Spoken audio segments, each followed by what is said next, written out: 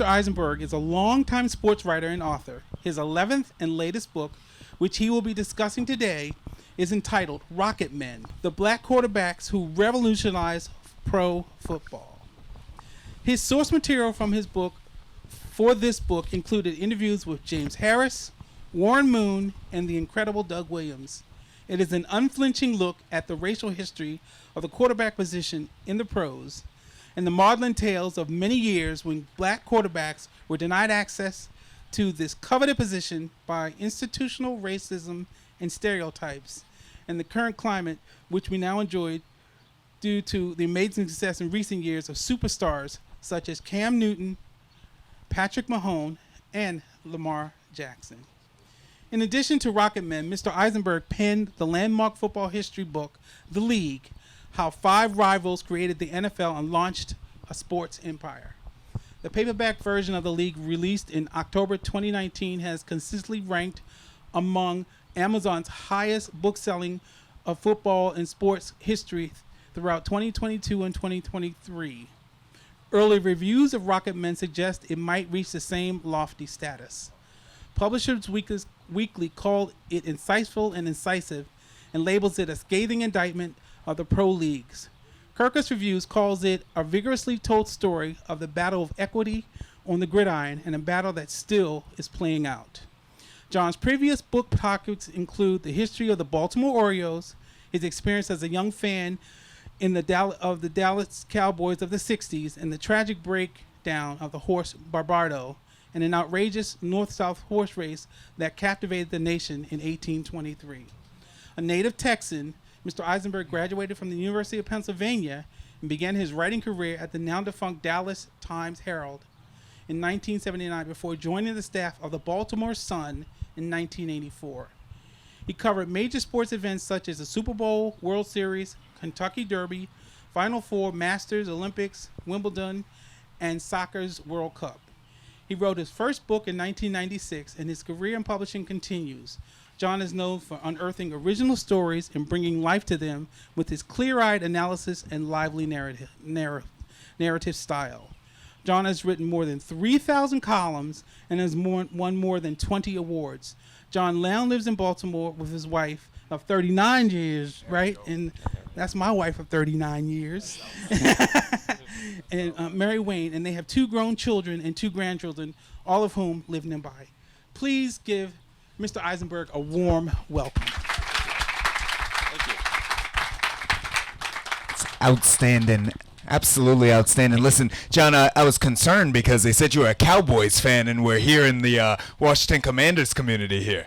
Well, what can I say? I mean, I born and raised in Dallas. I've written my first book for a major publisher was about growing up in Dallas as a Cowboy fan. As a little kid, really the pre America's Team Cowboys, the 1960s, the Don Meredith Cowboys. Really, a few people will remember that when they played in the Cotton Bowl. So anyway, I will say I have a lot of family still down there. They're loyal Cowboy fans. Mine has waned a little bit over the years. I'll just put it that way. Hey, why don't we go ahead and kind of begin at the beginning? Where did your love of sports come from? Even before writing, where'd the love of sports come from? Well, that's a good question. I did grow up, as I said, in Dallas. And I think, honestly, I was 4-year-olds when the Cowboys came to town. There was no baseball there. It's a different sports world. No baseball down there, no basketball, no hockey. And so my grandfather bought tickets, and I went to the games as a little kid. And the sounds, the sights, it was just so exciting. It was so exciting to actually go and to hear everything and see the colors, and I think I fell in love with that. I think I fell in love with the experience of being a fan at the game, and it just sort of grew from there.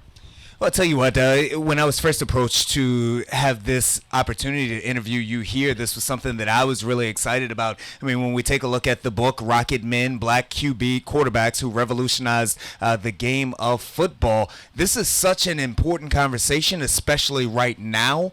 Why was this a book that you wanted to write?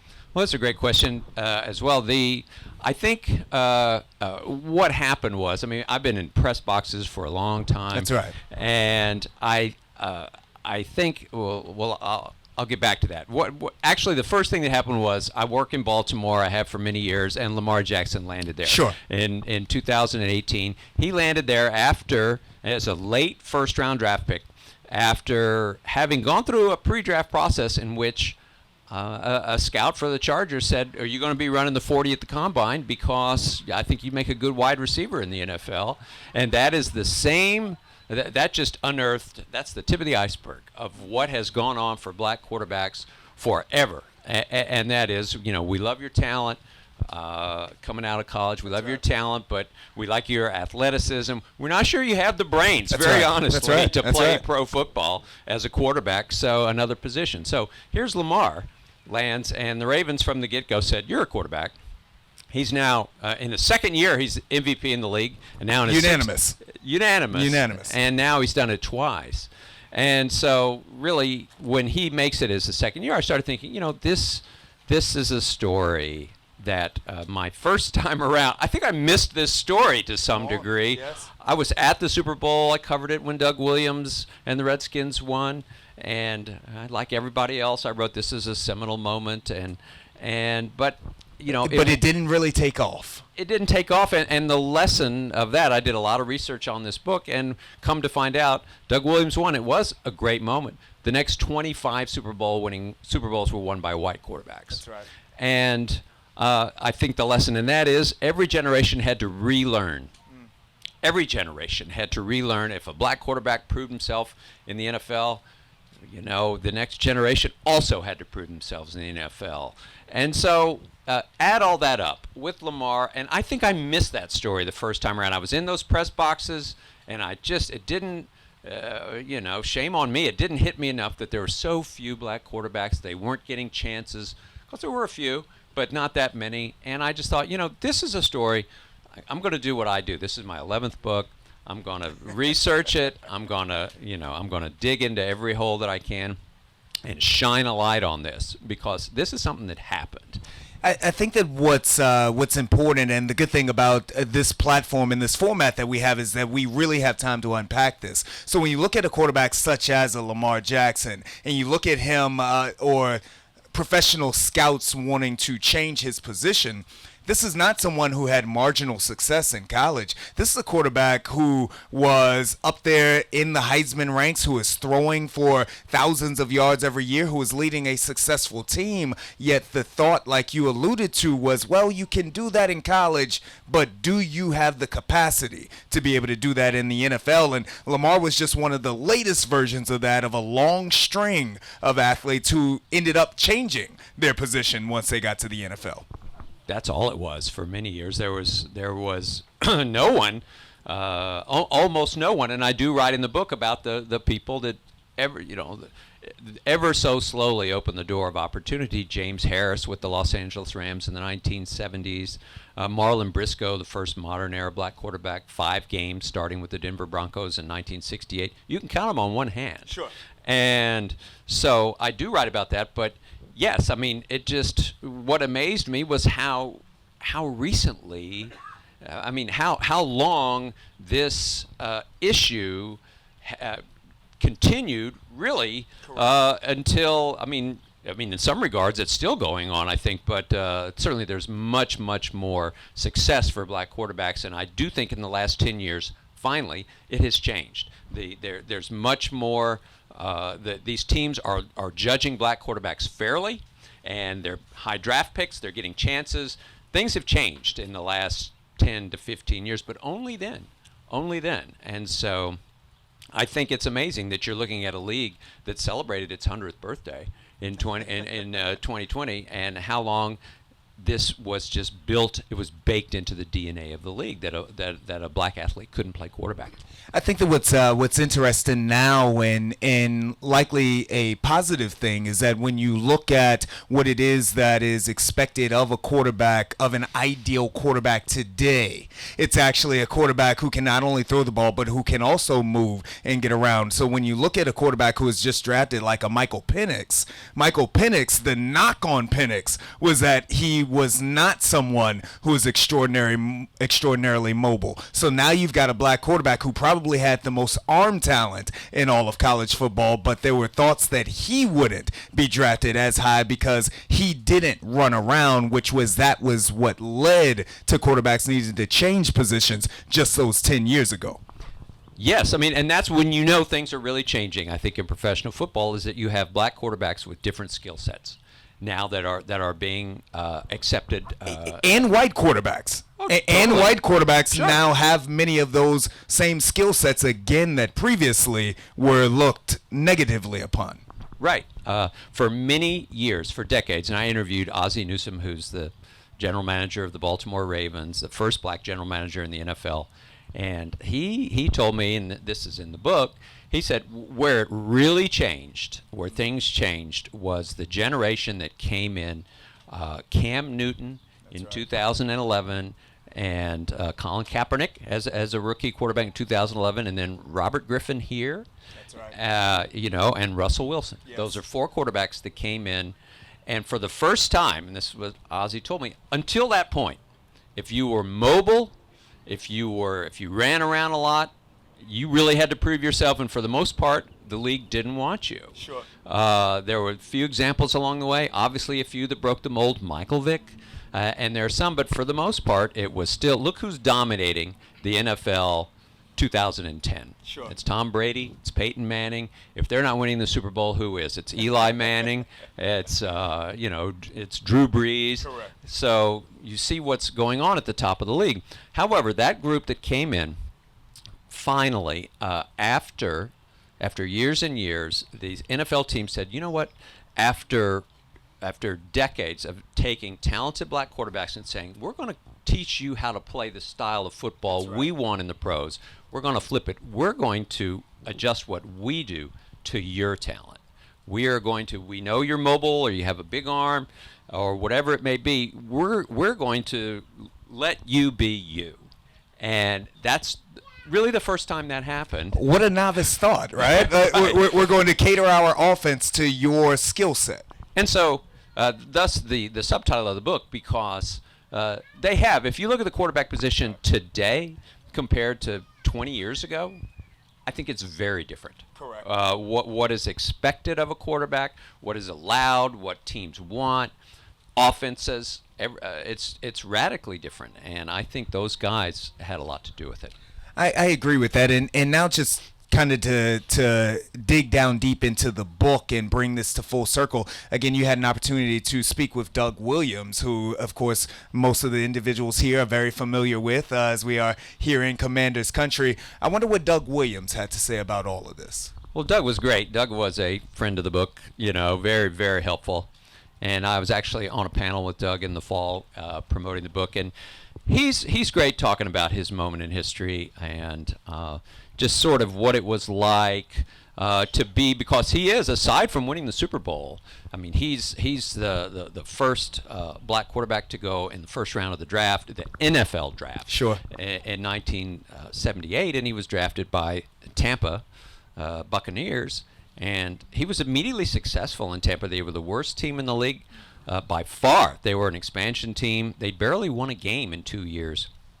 And so Doug comes in. They're almost immediately a playoff contender.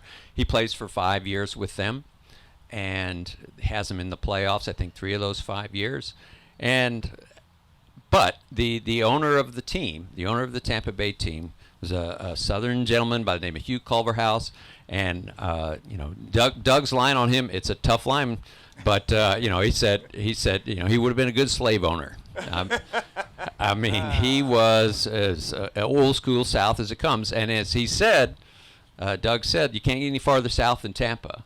Wow. And Florida, So he dealt with it throughout his 5 years in Tampa. And then when he gets the end of his contract, he's lowballed in negotiations. He's basically, the owner of the team didn't want to sign him to a market contract, just didn't want to pay a black quarterback the going rate. So his NFL career ended at that point. He was so disgusted, he went and taught school for a year in Louisiana, where he's from. And then he went to the USFL, a startup league, played for a couple years. So he was out of the NFL when the Redskins called him. And he was a backup. The year he wins the Super Bowl, he's a backup. His career is basically derailed until, suddenly fortune intervenes and he gets this opportunity and he winds up winning the Super Bowl. And very quickly after that, within a year and a half, within 2 seasons, I believe it was, he's out of the league. Wow. Permanently, which is another story. Sort of the careers of black quarterbacks. A lot you see far fewer second chances or third chances. There's all these sort of metrics. But anyway, Doug kind of laughs about it all. He said, I had my moment and it was awesome, and I did it, and it's great. But I also stand as an example of the fight that was undertaken for so long. And these guys celebrating these guys today, you mentioned Lamar and Mahomes, there's many of them. They stand on the shoulders of guys like Doug Williams. And so he tells his story eloquently, and it is a complicated tale. When you take a look in, again, what I love about your book is you start at the beginning, because for many of us, I was born in the 1980s, so at that point, it is the Doug Williamses who often start that conversation for me. But tell me about some of those other guys who came before Doug. Well, in order to tell the story, I felt you had to tell how did the quarterback position get to be white? That's right. I mean, how did it become white only? Because there were. If you go back to the early days of the NFL, there was just a trickle of black players. 1920 through 1933, there was like a dozen. It wasn't like Major League Baseball. There was not a hard line of segregation. But then, starting in the mid 30s through World War II, there were no black players in the NFL. It's really the lowest point in the history of the sport. Nothing ever written or said, but it was very clear what was going on, and so it was that period of time, the late 30s. That's when pro football changed. It modernized and changed. Before 1933, let me tell you, it was boring. Pro football was a lot of just handing off to people. They went into the middle of the line. Both teams wore the same colored jerseys. There was a lot of punting. The score was 3-2, would be a good game.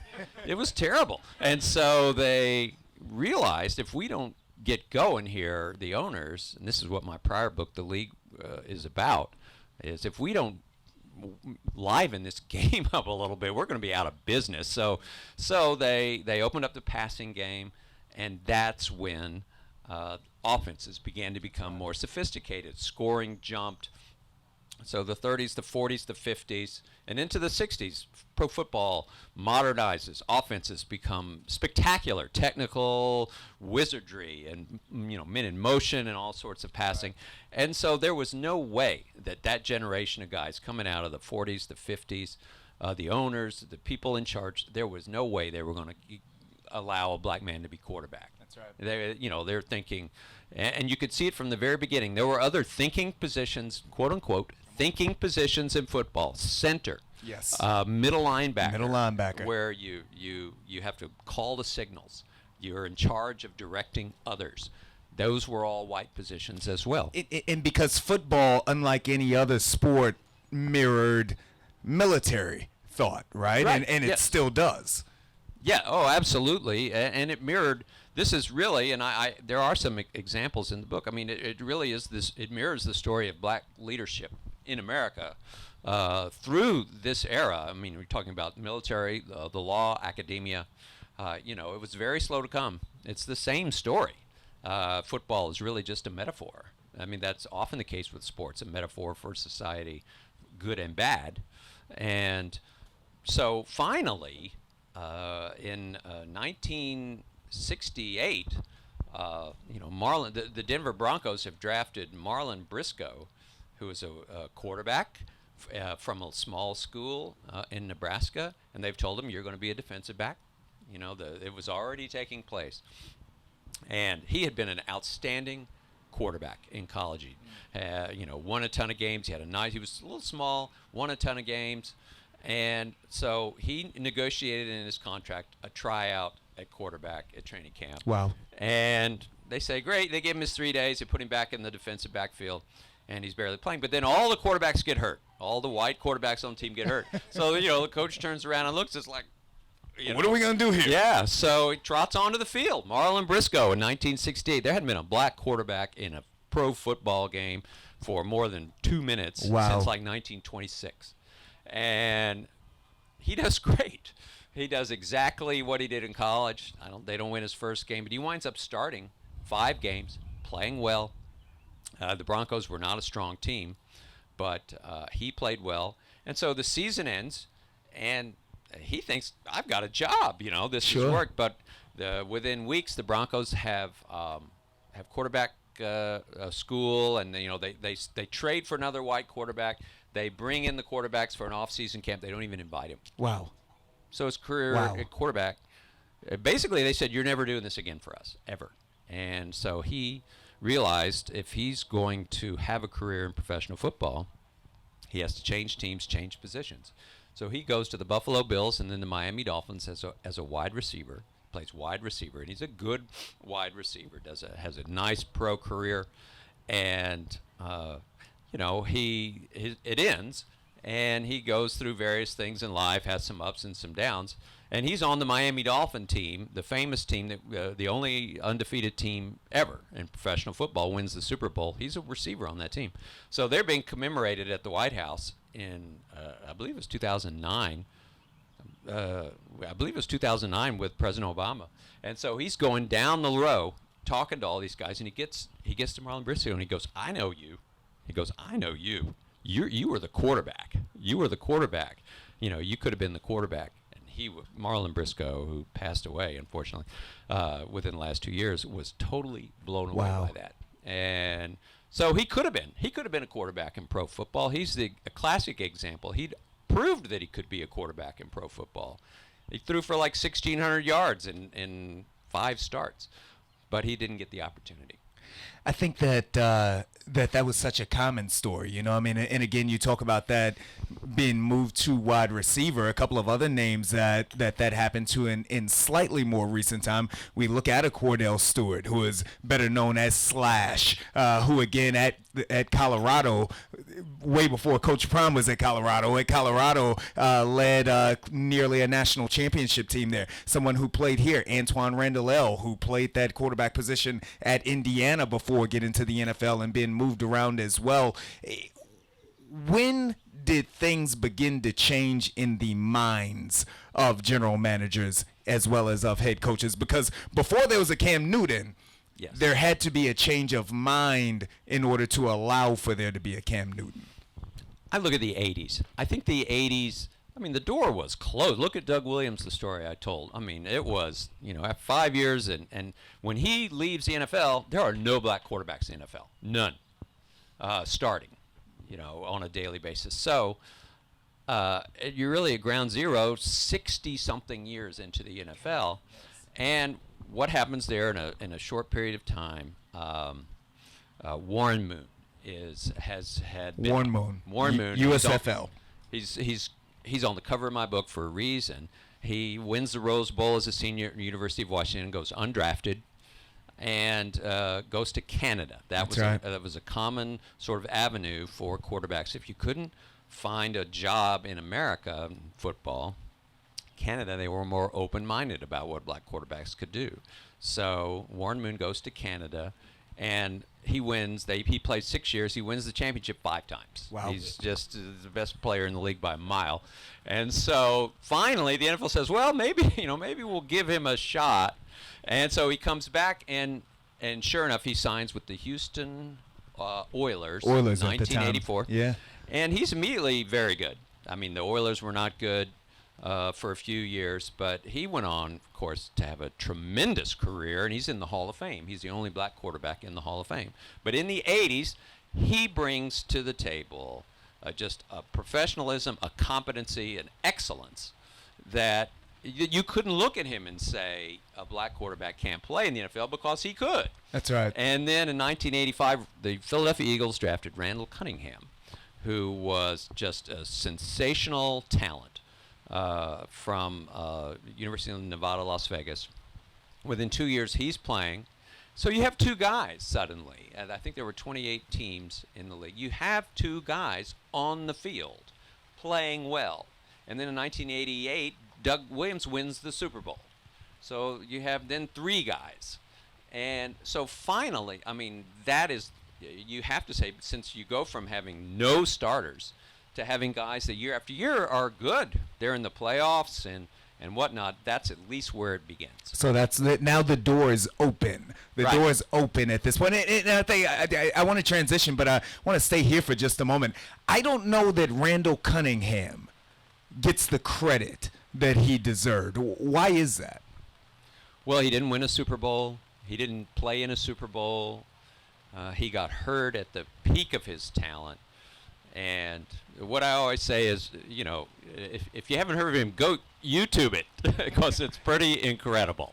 He was, in today's football, it would not be fair, because he was tall, long-legged, had a big arm, and he was just a playmaker. And the Eagles, Buddy Ryan, coach of the Philadelphia Eagles, led him, what I talked about before, they let him do his thing. Let him do his thing, and it was electric. And, you know, he would drop back to pass, and if the receiver wasn't open, he'd take off running, and he'd go back and forth, you know. And pro football had just not seen that before. I mean, very little of it. There were scramblers. Fran Tarkenton was a scrambler back in the day. Great scrambler, but not a playmaker like this. He was really the precursor to Michael Vick. And so it just changed minds of that generation are truly the pioneers. So now we're in the 90s, and now the door is open. And this is where probably the black quarterback of my youth comes into the equation, and that is Steve Air McNair, coming from Alcorn State. So not only a black quarterback, but a black quarterback coming from an HBCU as well, and he enters the NFL. Third overall pick in the NFL. That's right. In the draft. So just that in itself is amazing. But so, yes, Steve McNair, I think, is a guy whose story gets lost a little bit in this long saga, and he was not one of these air wizards, but he was a winner. That's right. Plain and simple. When I interviewed people about Steve who played with him and against him, they said, there was just no one. Imagine the quarterback being the toughest guy on the field. I mean, the guy that is delivering the hits and absorbing the hits and getting up and just playing. And he quickly transformed. He came in a period where Houston was moving to the Tennessee Titans now, and he had him in the Super Bowl within 5 years. I mean, they had a really not. Came that close to winning. Yeah, and so he comes to a Super Bowl, and they're losing 16-0 in the third quarter, and he leads a rally. That's right. And they wind up drive after drive down the field in the Super Bowl with a deafening sound. Just amazing to go back and look at the highlights of that Super Bowl. He makes play after play, and they come up 1 yard short of forcing overtime, one of the most famous endings in Super Bowl history. And again, he loses a Super Bowl, but you could not. One of the real tropes about black quarterbacks was, the question was, were they smart enough to be quarterback? Could they lead? Would they perform in the clutch? All this just, racist, stereotyping that was in existence for years. You could not watch that game. That's right. And say, this is a guy who may not show up in the fourth quarter. It was amazing. That's right. And, 1 yard short. And if he'd if he'd won that Super Bowl, who knows what would have happened. Well, and that's kind of where I was going there. If he wins that Super Bowl, and then also, do you believe that what came of his life had any additional negative effect? Because again, if some of the questions is can these men lead our teams on the field as well as be the face of our franchise? If then what happens in his personal life, does that push us at least a half a step back at that point? I think so. I do think Steve ultimately he was killed by murdered, shot by his girlfriend. He had a wife and 5 children, and she shot him. I believe that is the story, and yes. so it's not a good ending. And I think that's a setback, and it does. It's a step back. And I think Michael Vick is the same story. Sure. Michael Vick, an amazing. He's a real interesting figure in the story, the history of black quarterbacks, because so amazing on the field. They truly had not seen an athlete like that, a quarterback, just a playmaker like that. And so certainly changed the dynamic of what a quarterback could be in the NFL, and that was great. But then he gets into terrible problems off the field with the dogfighting scandal that he oversaw, and winds up in prison. And I think he was there for 23 months. And so, because part of this story, Lee Steinberg, the agent, I interviewed him for the book. He was Warren Moon's agent, and a half century later, he's Patrick Mahomes' agent. And he said these owners of these teams, it's almost all white, and he says they're most comfortable with guys that they can, take to the country club. That's right. And, take out on the boat. That's right. Do that. And so you have, in and of itself, sometimes it was a hurdle to clear to have black quarterbacks at all. But if that hurdle is cleared in some cases, which is great, however, when you have Michael Vick getting into trouble and you have Steve McNair story sort of exposed, it is a setback. And so, that's why that period of the early 2000s, there was not a lot of progress. I think that in many ways, again, and we'll get to where we are now because we've come so far, but where we are now truly does represent not only how far we've come or general managers and head coaches have come in terms of black quarterbacks, but also how far we've come as a society, because what you're speaking to here and what I'm speaking about in terms of being the face of the franchise, for so long being the face, there was really only one way that face could look, and even only one way that face could dress and or that face could talk. I'm actually from Hampton, Virginia. I graduated high school in 1999. I played against Michael Vick in high school. I also played against Ronald Curry, who was the quarterback of the Hampton Crabbers. DA, you know Ronald Curry. Ronald Curry had the potential to be one of the best quarterbacks ever to play the game. And I went to Allen Iverson's high school. All of you know Allen Iverson as the great basketball player. He was equally as great of a quarterback there as well. But when you look at all of those individuals, even before Michael Vick got in trouble for the dog fighting, there were questions around him because he had braids and he wore jewelry. And at that point in time, that wasn't something that was accepted as the face of a franchise.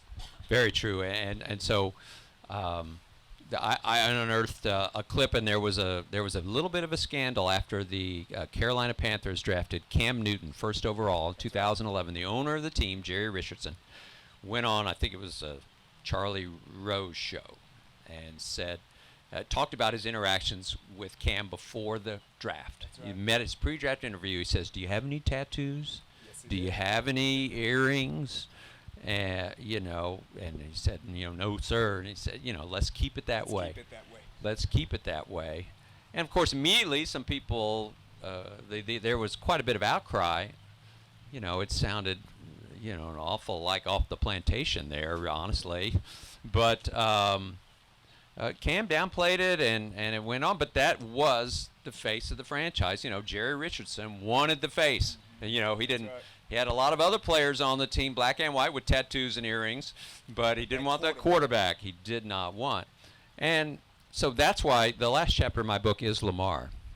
And I think Lamar, for a reason, it's because, Lamar is a little bit different. He is not as country club polished And he would say that from. Let's compare Lamar to a Patrick Mahomes, who also, a Patrick Mahomes who is a black quarterback. Patrick Mahomes is very accepted, and Patrick Mahomes can be on the country club. Right. He and Lamar, very different. Yeah, Lamar, is more, and I interviewed a historian from the University of, the professor of African American Studies at Ole Miss that said, Lamar, a lot of young black men and women, they relate to Lamar as they would, say, a rapper. He's more, he just evokes that more. He's with his hair and his manner of speech. It's just who he is. But what's different is you'll see the Ravens from the beginning have not said, nobody said let's keep it that way with the tattoo. They've let Lamar be Lamar, and certainly is the face of the franchise. And so you finally have a situation where certain images and values are not being impressed upon him. He's allowed to have who he is. That's right. And so, but again, that's we're 100 years into the NFL. But that is finally happening with Lamar. There's others. There are already others, and so I see that as a positive step forward.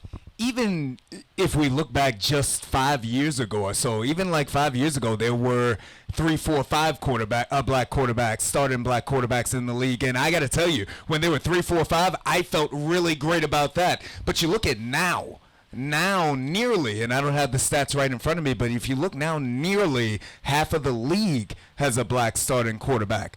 That's remarkable. That's growth, not only again from those coaches and general managers, but of society for being more accepting of what is the face of a franchise. What you're saying is it's so important in the draft. You're seeing people who are being judged, on a level playing field. It's a level playing field finally.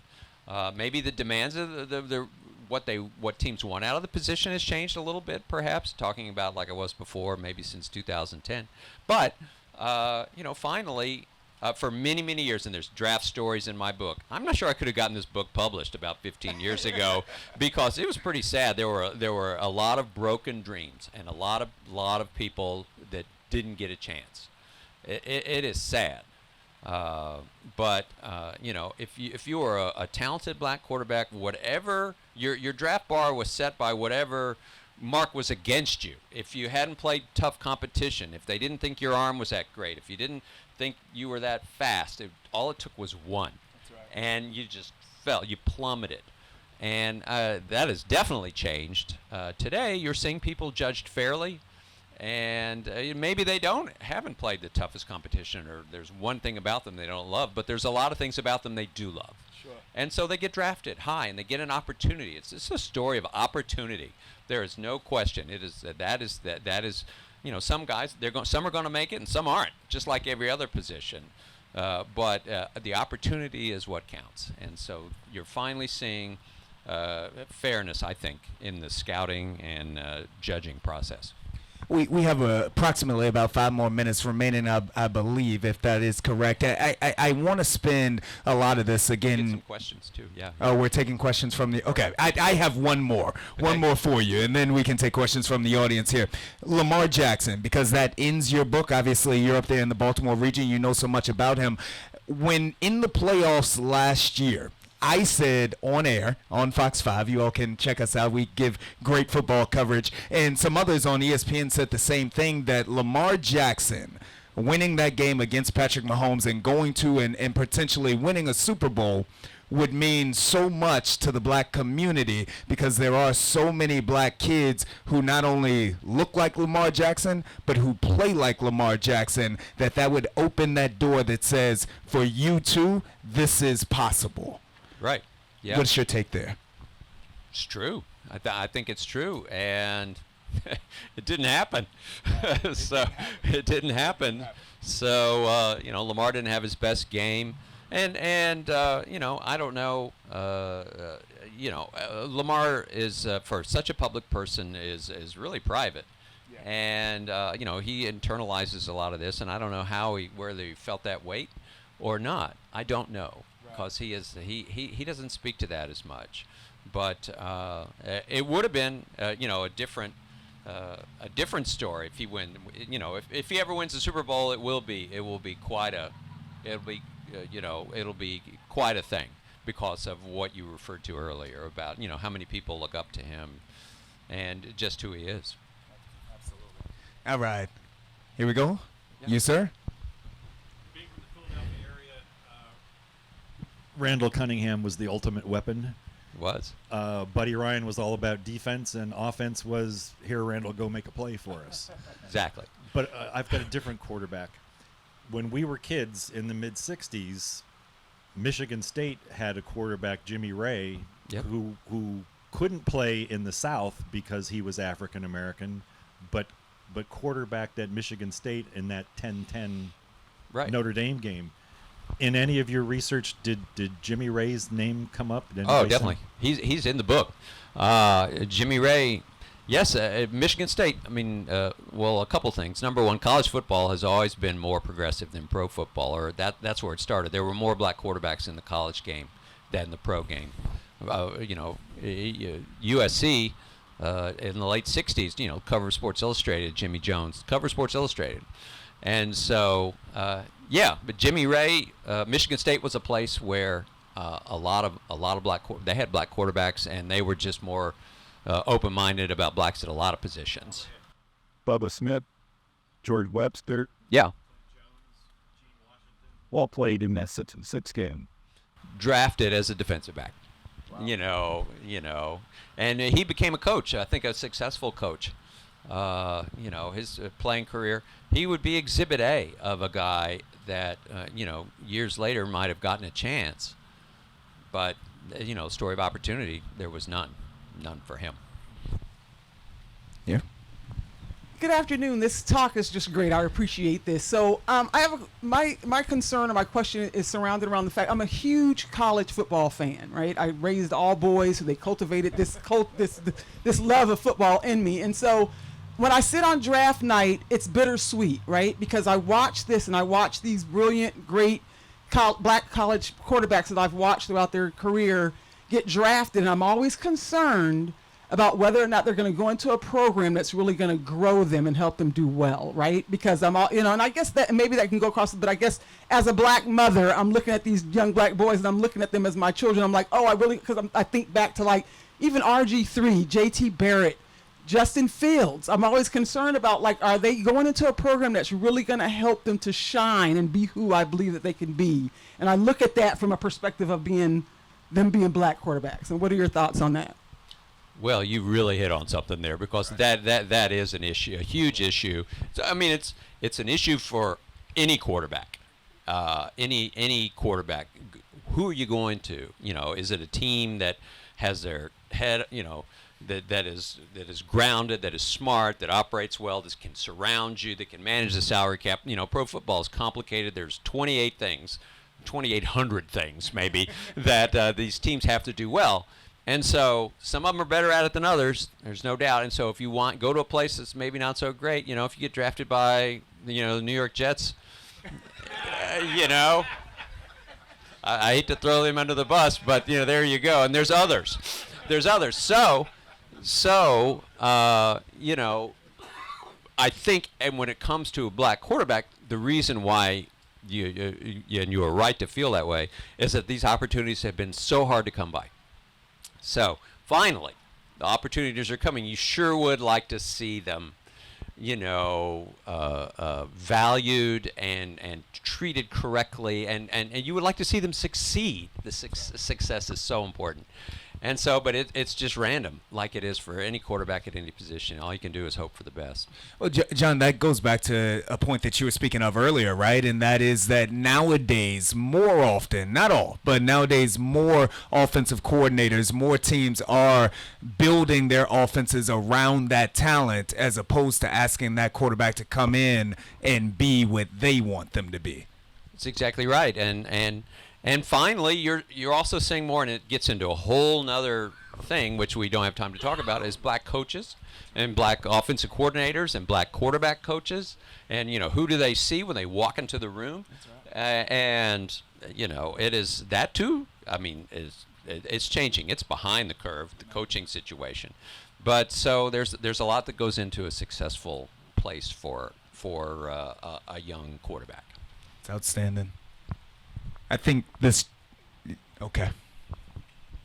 Hi, can you talk about Colin Kaepernick and the impact that he made on the game despite not getting another chance? Yeah, Colin Kaepernick. I obviously couldn't write this book without dealing with Colin Kaepernick, and he's there's been movies written. I mean, the story's been told. He's been in the headlines. Everybody knows what happened to Colin. When he started kneeling and just became such a public figure, really off the field. I started out in the book dealing with him from a football perspective because he's really important. And that's what ultimately makes it also dramatic. His first year or two, he was an unbelievable talent. I mean, when he got on the field and started playing, and they wound up, I believe it's his second year, he's in the Super Bowl against the Baltimore Ravens and incredibly lost it, should have won it. I thought he might be the best quarterback I'd ever seen, ever. He was unstoppable. And so then other things happen, and, he doesn't, the 49ers tailed off a little, he tailed off a little, and then all the other stuff started happening. And so his career is derailed, totally derailed. He never gets another opportunity. Was he blackballed out of the league one way or the other? For sure, in my opinion. So, he's yet another black quarterback who didn't get an opportunity. I mean, we can talk about that forever. I mean, he did what he did for a reason, and it was more important than football. So, yes. All right. That's actually going to do it for us here. We've got, we could be here for the next 2 hours. I certainly could. John, one more time, where can they get your book? It's available everywhere. That's for sure. On Amazon or wherever else. But it's here today. Outstanding. Here we go.